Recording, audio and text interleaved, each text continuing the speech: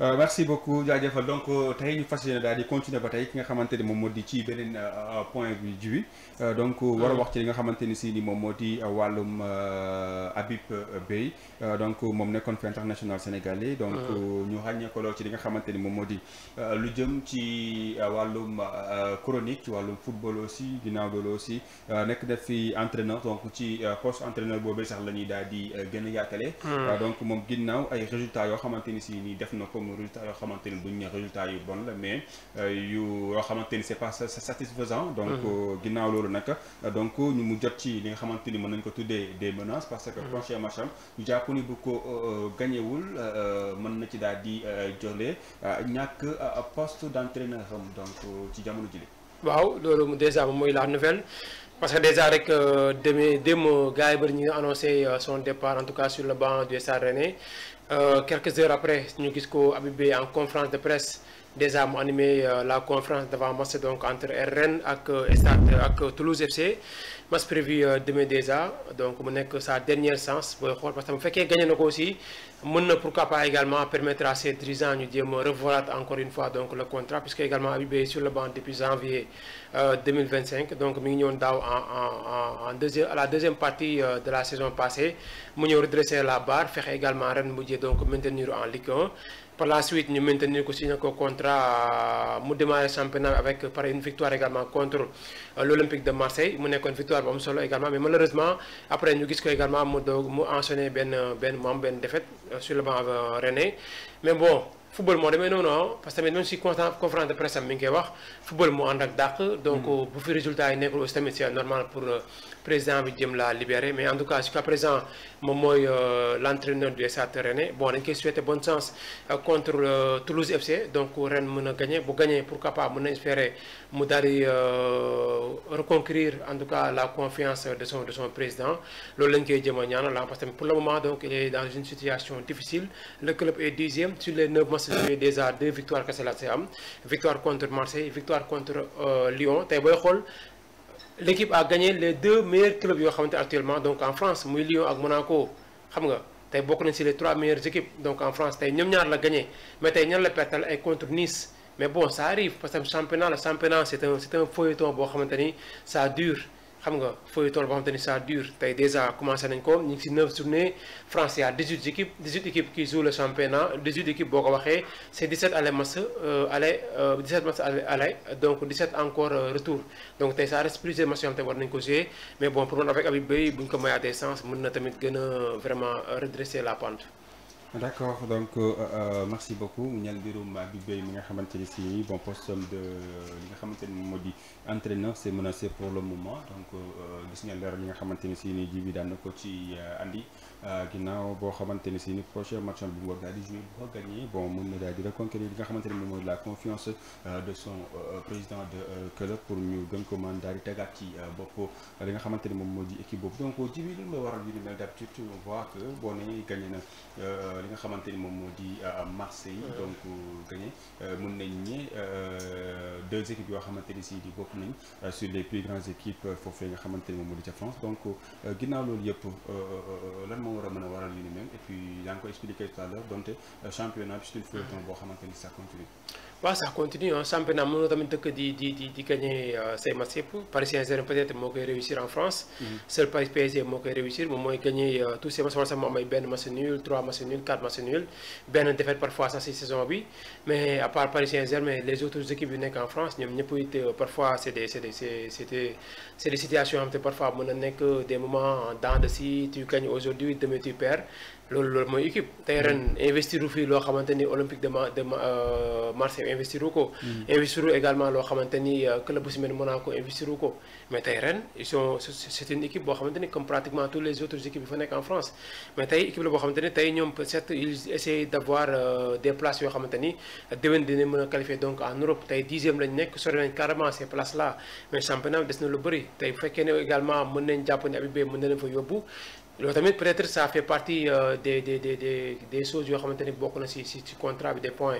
mais tey Habib certes il est dans le dur situation bi xaw na compliqué également ñi ngi doon tudd ne des joueurs comme Rongier Brice Samba ñooy jéem a def le tout pour jéem ko fa jëlee mais tey après la défaite contre Nice la fois passée 2-1 Rongier ak Brice Samba lu ñu wax mooy tey lañ gën a doogu pour tey Habib Beye donc nekk seen entraîneur ci Stade bu Rennais c'était par exemple une partie boo xamante ni jot na fee romb c'était donc compliqué mais Habib Beye avec son expérience bi nga xamante ni am na ko déjà si parce que tamit booy xool Habib Beye mi ngi déjà commencé à entraîner depuis Red Star en national mu yëgal leen en Ligue 2 déggoowul ak avec ses dirigeants mu quitté bàyyi toog na 1 an yoo xamante ne entraîné wul équipe ba nu ko ren ji donc di enquête di recevoir di ko signaler benn contrat donc ça veut dire que également mi ngi doog a entamer le métier mais jusqu'à présent aussi tamit da ngay gis Habib Beye buy jouer nga xam ni ñàkkul aussi tamit expérience donc sur le banc quoi certes yàggu si mais mi ngi def loo xamante ni ñu ko fa jiitoo plus de 10 ans aussi tamit ñu ngi koy sec te ñu koy réussir. Merci, donc on va parler de Moussa Niakhaté, n'est-ce pas? Oui, d'accord. Donc c'est là on va parler de joueur sénégalais là bi nga xamante ni pour le moment moom Moussa Niakhaté bi ngi continuer ba tey di def ay performances yi nga xamante ni si ñu ngi koy nemmeeku ci clubam donc ça peut nous donner li nga xamante ni moom la confiance surtout li nga xamante ni moom moo di très prochainement on va jouer la CAN. Voilà CAN surtout que également ñu nar a dem benn CAN boo xamante ni le Sénégal aura un Moussa Niakhaté boo xamante ni moom la ñëpp doon xaar un vrai Moussa Niakhaté parce que déjà il commence à être en tout cas un cadre de l'équipe un joueur de 29 ans déjà am na capital d'expérience bi yàgg na joué depuis Allemagne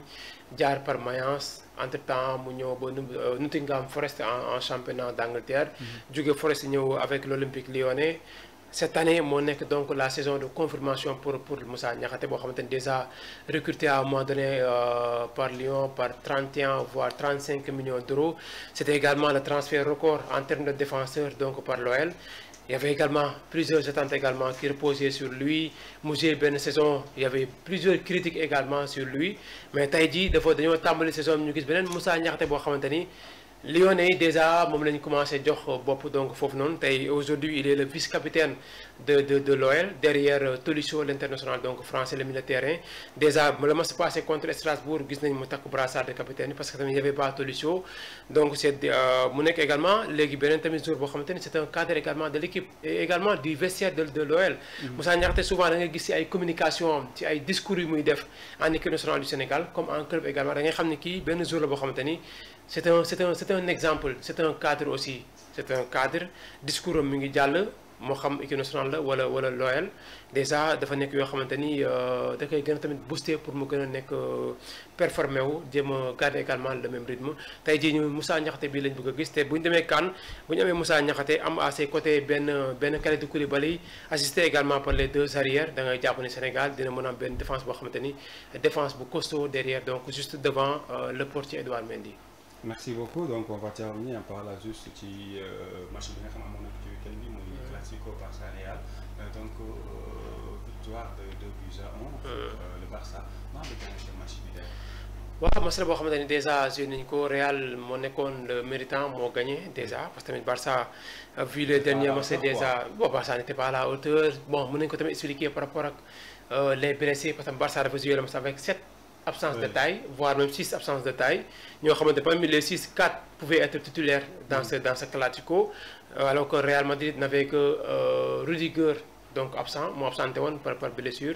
tey mënoon nañ xaar carrément Barça donc bu perte duñu ne bett nañu carrément quoi mais par rapport lu ñu si déplorer rek moo nekk match fu mu tolloon si enjeu mën nañu ko comprendre aussi mais tey violence yu si am après violence verbale yi ay jàppante am yooyu parfois nekkul loo xamante ni day jaay match bi quoi te match la boo xamante ni moo nekk match bu gën a siiw si àdduna bi match la boo xamante ni également lu muy def si wàllum chiffre d'affaires beneen ci club du ko def beneen ci rencontre également si championnat di ko def te pour man yenn si seeni aussi tamit mën nañ ko éviter te également ñuy gën a perdre sax mooy la sélection espagnole te ay temps amoon na fi diggante Sergio Ramos ak ñoom Busquets wala yooyu noonu daan nañ fi jaar daan nañ ay tiraillement ba si biir équipe nationale bu Espagne daan na feeñ tey jii également donte jubóo bi amoon na seen biir amoon na tension bu normal amul woon benn tension biir équipe nationale Espagne mais déjà mun nga xaar prochain rassemblement Espagne day am tension déjà par rapport ak le compte de Carvajal tout ce qui est joueur de Barça ñoom ñëpp a désabonné si compte Carvajal joueur Barça yëpp a désabonné Gavi Fermín López Pedri Pau Cubarsí ñoom ñëpp a désabonné si compte Pau si compte Carvajal. ndax déjà lu mu nekkoon di jàppanteeg Lamine Yamal. donc ça veut dire également Lamine Yamal aujourd'hui il est devenu un joueur boo xamante ni il est intouchable.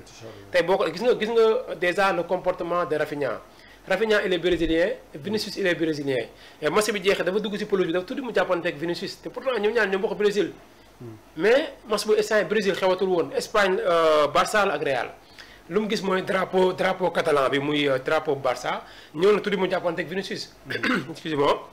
donc mu nekk loo xamante ni te bu ñu ñibbee Brésil ay brésiliens la ñuy doon mais bu ñu nekkee en club seen club la ñuy défendre. moo waraloon comportement bi nga xamante ni Rafinha amoon na ko tey science bu nekkoon si terrain bi di jouer. te leneen ngay gis mën na dem ba sax ba jàppante ak Vinicius carrément. mais heureusement gars yi ñëw nañ jéem leen Vinicius ñu téye ko côté bi Lamine Rafinha ñu jëm koo yóbbu beneen côté bi tey ça veut dire que également tension pour mu jug day yomb te Rafinha danañ jéem a protéger aussi Lamine Yamal. te pourtant mënoon na ne Vinicius mooy sama mbokk brésilien mais tey foofu affaire club la woon tey bu amee ku ñu protéger Lamine Yamal lay doon. mais tey suuf bu sélection soxla woon buy protéger Vinicius lay protéger. donc ça veut dire que également parfois tension club mën nañ dem ba yóbbu ko en équipe nationale te tamit en Brésil tamit jàppal mu demee noonu ah. Rafinha ak Vinicius bu ñu fa dajee aussi tamit mën nañ def la continuité de l'affaire ah. Espagne moom c'est autre chose. Bon, heureusement ça après nag la fédération espagnole commencé na mettre les choses devant jéem na rencontrer quelques si ay jours jéem waxtaan ak ñoom peut-être balaa seen rassemblement bi lay préparer pour que buñ balaa ñu faa yegg fekk déjà ñu jéem a régler lépp. parce que sinon bu fekkee yu amul après bu ñuy dem rassemblement bi ay tiraillement dafay am si entraînement yi mën nañ fa jàppante ci biir match bi mën nga war a mën a passe Yamal doo ko passe Yamal mën a passe benn Carvajal du ko passe déjà loolu après nan lay créer si vestiaire bi. d'accord merci beaucoup Djiby ñu bàyyi la nga tàggatoo. waaw jaajëf amoon doon mbégte bu baax a baax donc toog partage ak yow plateau bi mu nekkoon mon réel plaisir également di nuyu